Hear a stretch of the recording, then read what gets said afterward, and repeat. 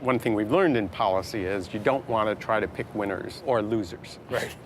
And so what you want to do is, as much as possible, you want to use performance standards that are technology neutral, or some kind of pricing or market instruments that are also technology neutral. One of the policies we need is to internalize these costs, the cost of the carbon, the cost of oil dependency, and therefore make oil more expensive and make it more expensive to use it. We can do that in a lot of ways.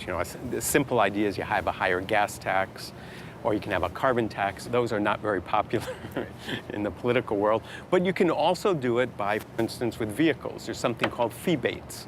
So if you buy a vehicle that's a gas guzzler, you would pay a fee.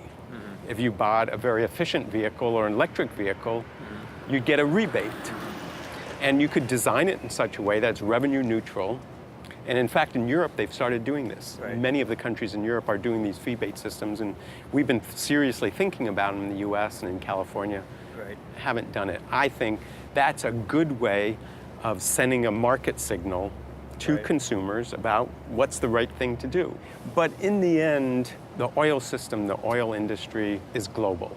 Yeah. The carbon problem, The whole energy system is. the energy system is global, the carbon problem is global. Right. So we really need to figure out how do we do this in a coordinated way. It doesn't have to be this very all-encompassing, Kyoto Protocol type arrangement, but we need some kind of instruments where the countries and the states coordinate and work together. Conversation.